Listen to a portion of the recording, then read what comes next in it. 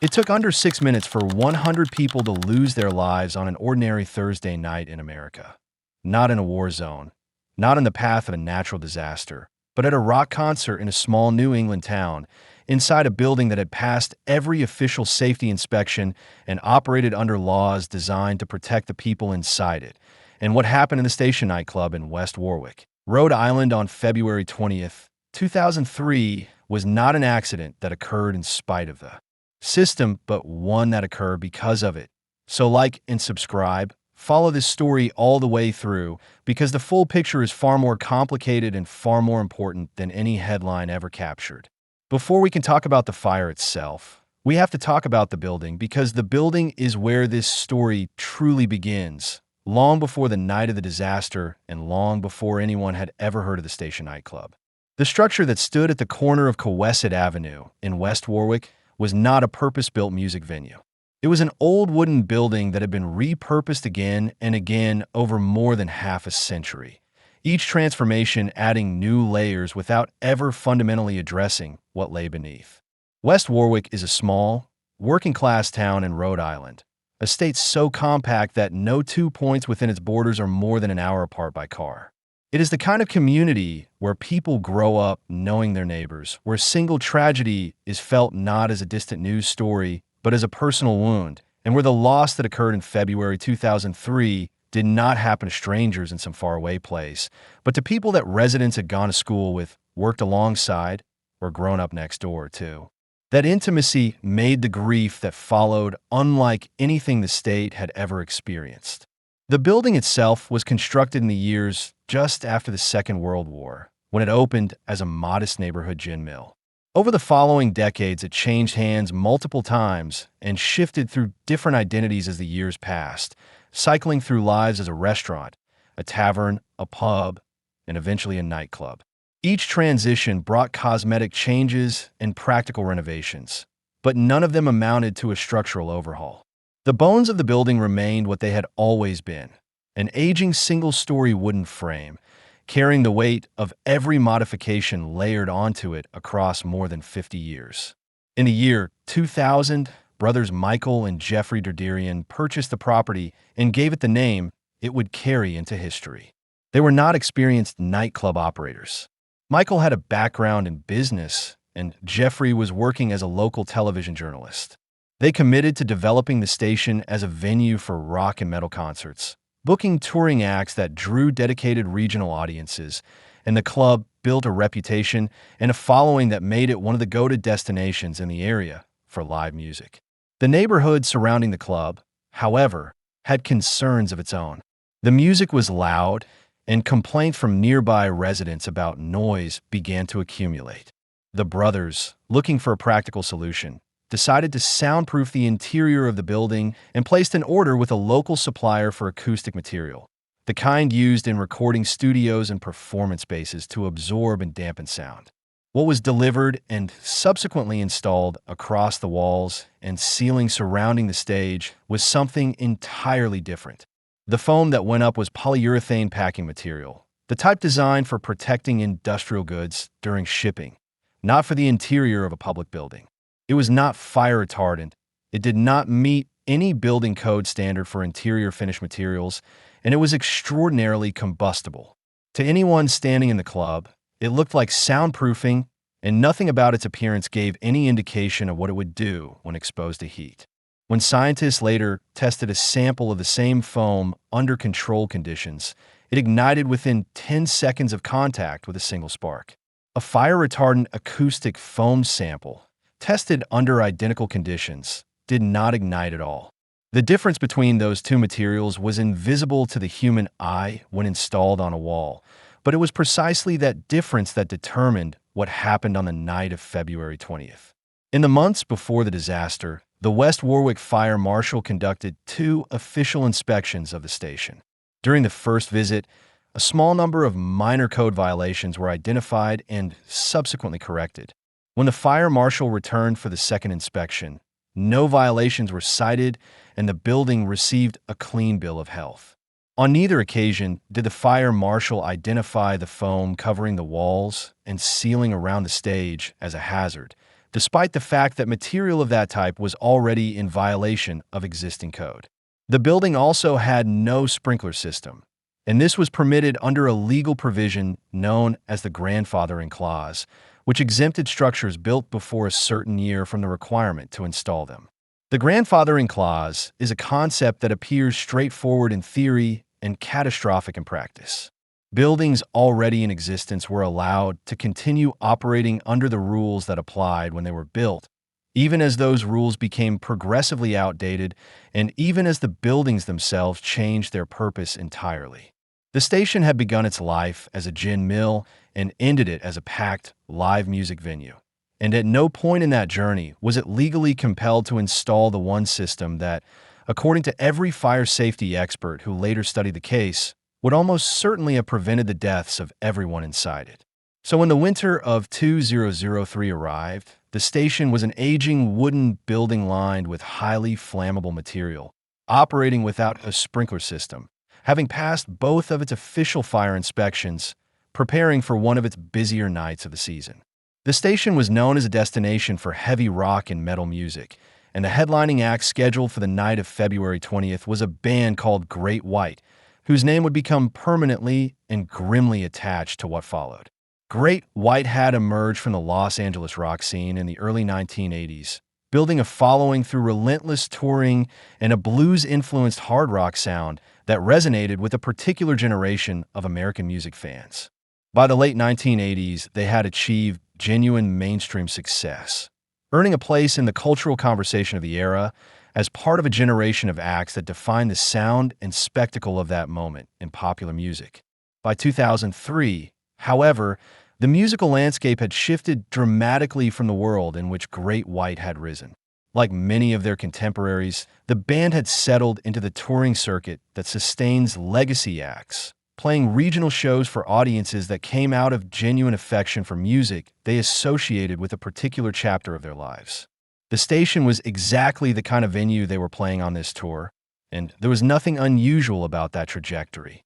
It was the natural arc of many bands from that era, and the audiences they drew were loyal and enthusiastic. What distinguished their live show by this point, and what would prove fatally consequential, was the use of pyrotechnic devices known as gerbs, cylindrical canisters designed to produce a controlled upward spray of sparks, the kind of visual effect more commonly associated with large outdoor concerts and stadium productions.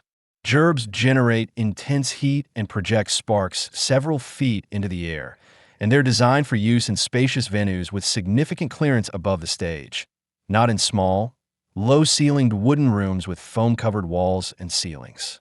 The band's tour manager, Daniel Beachiel, who was responsible for the technical production of the show, had been incorporating this display into Great White's performances throughout the tour, and for the performance at the station, he had obtained neither a permit from the state of Rhode Island nor approval from the local fire department.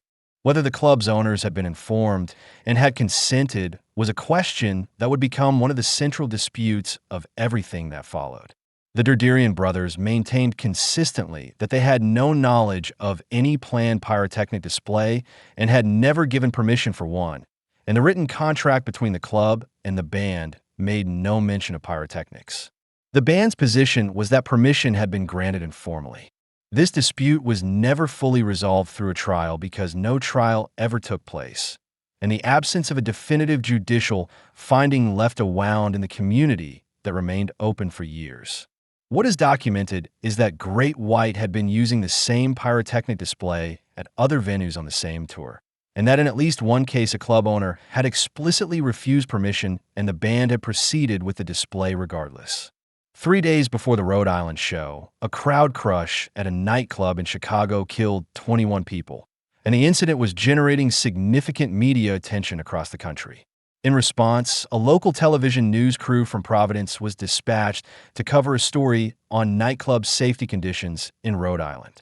The journalist assigned to the piece was Jeffrey Derderian himself, one of the two brothers who owned the station, and he decided it would be practical to film some background material inside his own club. The cameraman assigned to the story was inside the station that night with his camera running when the show began, a detail that would later prove significant far beyond the story originally being filmed. The show was heavily promoted, and the crowd that arrived reflected that. Two opening acts performed earlier in the evening, one of them a local Rhode Island band whose members were known to many in the audience. The energy in the room was high when Great White finally took the stage just after 11 o'clock at night. The building held more people than its permitted capacity, but the mood was one of anticipation and celebration, the kind of atmosphere that makes a Thursday night in winter feel like something worth going out for.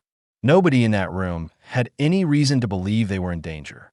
Seconds into Great White's opening number, the tour manager ignited the pyrotechnic devices positioned at the back of the stage. The sparks shot upward and made contact with the polyurethane foam coating the walls and ceiling directly above and around the performance area. The foam caught immediately, and within less than 10 seconds, visible flames were climbing the wall behind the band. Most of the audience, seeing fire appear at the start of a rock concert, assumed it was part of the show and continued to watch. What made the next few minutes so devastating was the specific behavior of polyurethane foam when it burns. It does not smolder or progress slowly. It combusts at extraordinary speed, releasing dense black smoke that is both toxic and opaque, propagating flame along its surface faster than almost any other interior finish material, and releasing carbon monoxide and hydrogen cyanide into the air as it goes. Once the foam on the walls caught, the fire moved laterally and upward, racing across the ceiling toward the dance floor and consuming everything it touched. The building was not just burning. It was being poisoned from the inside, and the window of time available for anyone still inside to reach safety was narrowing with every second. Within 30 seconds, the band had stopped playing and most of its members had fled through the stage door directly behind them, an exit they knew because they had arrived through it. As the fire alarm sounded and the smoke began banking down from the ceiling toward the floor, hundreds of people surged toward the front entrance through which they had arrived. It was the only exit most of them knew, and the instinct to leave the way you came in is a deeply human one that fire safety professionals have studied and documented across every major crowd disaster in history. The front entrance of the station was a narrow hallway that led from the main room through a short corridor and then through a single interior door to the outside. It was not designed to accommodate a mass evacuation. When the crowd reached it simultaneously, the corridor became impassable. The pressure of hundreds of bodies pressing forward against the physical constraint of that narrow opening created a crush that stopped the flow of people almost entirely. Those at the very front who managed to push through made out. Those behind them found themselves unable to move in any direction as the smoke thickened and the temperature climbed around them. The building had other exits. There was a door near the stage, a door on the bar side of the building, and a door through the kitchen. But these exits were either unfamiliar to most patrons, obscured in the chaos of the smoke, or blocked. Accounts from survivors describe security staff directing people away from the stage door in the early moments of the evacuation, insisting it was reserved for the band. Some people managed to push through regardless, but many others were turned away in the seconds that mattered most, and the overwhelming majority of the crowd was already committed to the front corridor where the crush had formed. Within 90 seconds of the ignition, conditions inside the main area of the building had passed what fire scientists describe as the threshold of survivability. The concentration of toxic gases in the air had reached lethal levels, and the temperature near the ceiling had exceeded what the human body can endure. People who had not yet reached an exit were losing consciousness and falling where they stood. Emergency services received the first call within 40 seconds of the ignition, and the first fire engine arrived within the standard response window. But by the time firefighters reached the building, the entrance corridor was full of people who could no longer move, and within 5 minutes of the first spark, the structure was fully consumed. Within 6 minutes, it was gone. 100 people died, and the vast majority of them did not die from burns.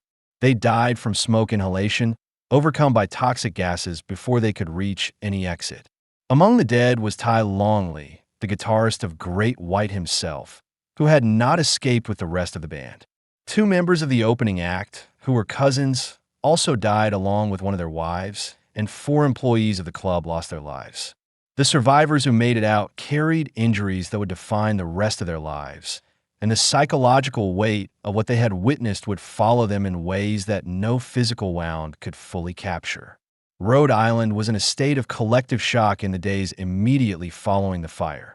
Thousands of people attended memorial services to mourn the dead, and the state's Attorney General, Patrick Lynch, announced the opening of a grand jury investigation within a week of the disaster.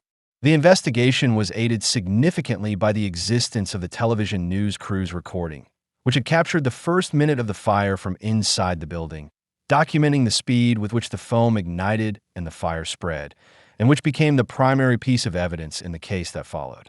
It gave the public a visceral understanding of what had unfolded inside the station that no written account alone could have conveyed. 9 months after the fire, the grand jury announced its indictments. 3 individuals were charged: Daniel Beachiel, the tour manager who had ignited the pyrotechnics without a permit, and brothers Michael and Jeffrey Derderian, the owners of the club. Each faced charges of involuntary manslaughter on 2 separate legal theories, one based on criminal negligence and one based on the violation of a misdemeanor statute. The public expectation was that a trial would finally lay out the full factual record of what had happened and who bore responsibility for it. That trial never came. In early 2006, Beachiel accepted a plea agreement, pleading guilty to misdemeanor manslaughter counts.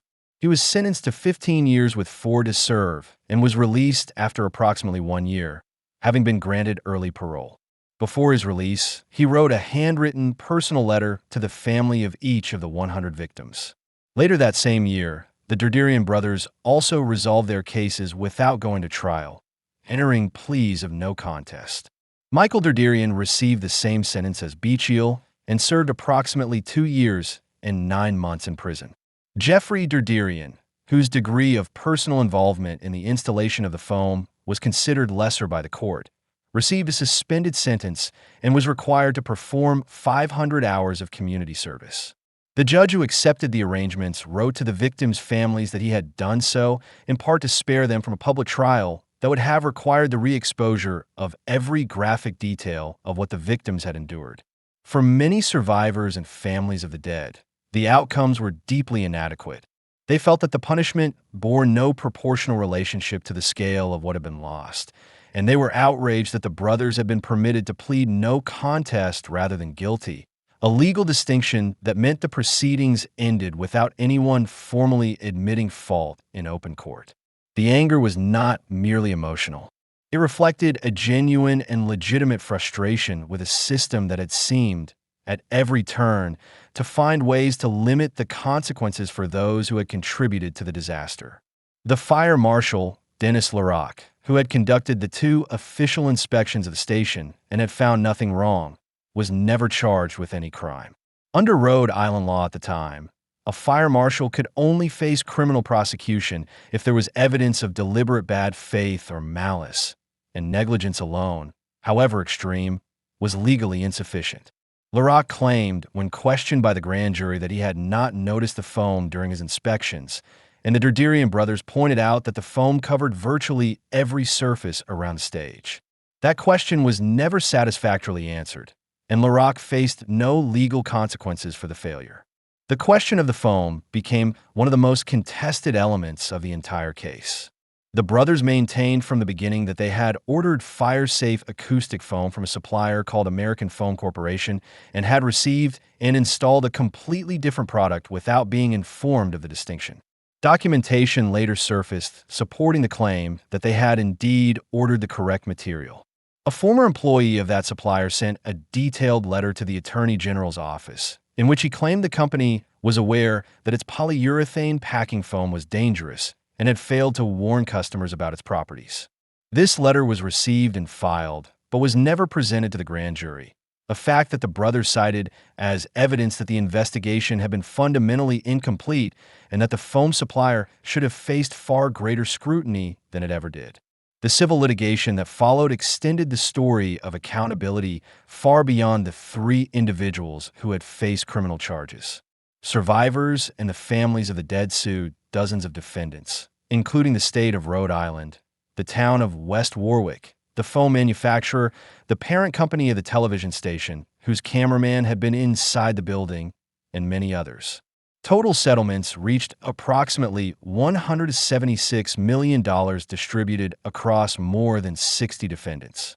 The breadth of that list was itself a kind of verdict, a judicial acknowledgement that the disaster had not been the product of three people acting alone, but of a system that had failed at multiple levels simultaneously. Prosecutors within the Attorney General's office had conducted internal mock trials before deciding how to proceed with the criminal charges, and in each of those simulations the mock juries had not convicted the Derderian brothers.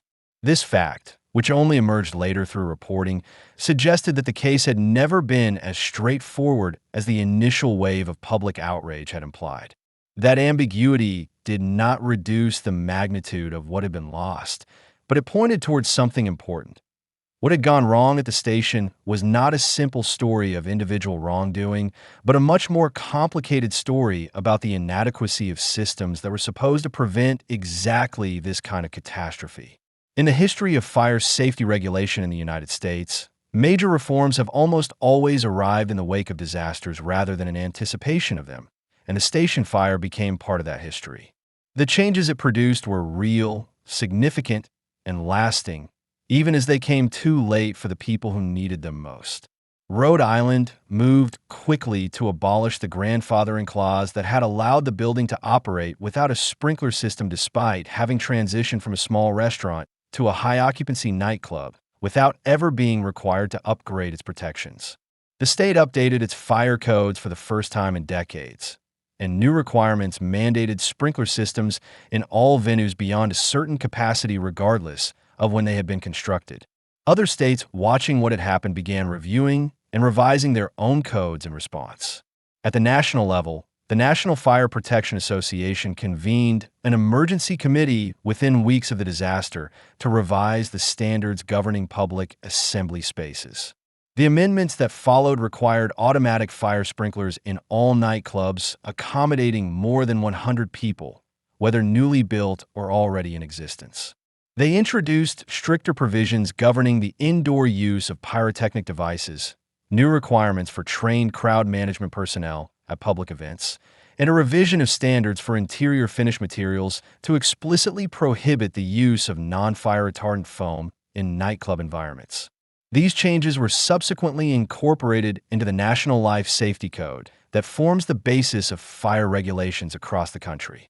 The National Institute of Standards and Technology conducted an exhaustive technical investigation completed 2 years after the fire, and among its most striking findings was the result of a computer simulation modeling what would have happened if the station had been equipped with a functioning sprinkler system. The simulation concluded that the system would have contained the fire and given every person in the building sufficient time to evacuate safely. Not fewer deaths, not a reduced casualty count, but everyone out. This was not an abstract, technical observation. It was a direct and precise statement about what the absence of that single system had cost on the night of February 20th. The comparison that fire safety researchers consistently point to is what happened 3 days before the station fire. A music venue in Minneapolis where an almost identical scenario unfolded. A band's pyrotechnics ignited foam on the walls. The fire spread to the ceiling, and the same sequence of events appeared to be beginning. But that building had a sprinkler system. It activated automatically, suppressed the fire before it could consume the structure, and every person inside evacuated safely. The venue reopened a few months later. The contrast between those 2 nights, separated by 72 hours and occurring in the same country under the same general conditions, is perhaps the clearest single illustration of what was at stake in the regulatory decisions that had allowed the station to remain unprotected. For the survivors, the consequences of that night did not end when the fire was extinguished. Many carried permanent physical injuries from burns that covered significant portions of their bodies. Others had lost their sight or the use of their hands. A large number developed post-traumatic stress disorder that manifested in ways they could not always predict, making it impossible to enter a crowded room without scanning instinctively for exits, making the sound of a fire alarm something that reached far deeper than ordinary fear. Some struggled with survivors' guilt that proved, in certain cases, more psychologically destructive than the physical injuries others had sustained, and a number of survivors attempted to take their own lives in the years that followed. The first responders who had worked the scene that night carried their own version of what the fire had left behind. The men and women who had arrived to find the building engulfed and people dying at the doorway, who worked through the night and into the following days and lived with what they had witnessed in ways the public rarely fully understood. In the years after the disaster, a movement took shape among survivors, families of the dead, and members of the West Warwick community to create a permanent memorial on the site where the station had stood. It was a long process that required sustained fundraising and the collective effort of people working through their grief at the same time as they were trying to build something lasting from it. In the spring of 2017, Station Fire Memorial Park was formally dedicated on the ground at 211 Cohasset Avenue, a space where 100 names are inscribed and where that corner of West Warwick now holds something the building that once stood there never provided, a permanent and public acknowledgement of what was lost. On the 20th anniversary of the fire, the governor of Rhode Island ordered the flags of the state to be lowered to half-staff and the State House to be illuminated in memory of the 100 people who had died. It was a recognition that the fire had not receded into history the way that distant events recede. It remained present in the lives of the people it had touched and in the ongoing work of the community shaped by it.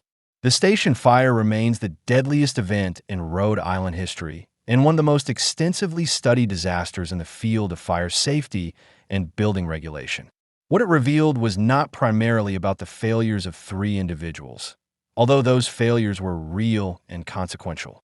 What it revealed was the vulnerability created when buildings are allowed to age out of compliance with the standards that exist to protect the people inside them. When inspections are conducted without the thoroughness that the stakes demand, when legal frameworks protect institutions from accountability while ordinary people pay the cost, and when the lessons of past disasters are acknowledged in principle but never translated into the enforcement and investment that would make them real. The question that the station asks is one that every generation has had to answer for itself. Whether we are capable of learning what we need to learn before the next disaster makes it necessary, or whether the price of that knowledge will always be paid by the people who were simply going out for a Thursday night.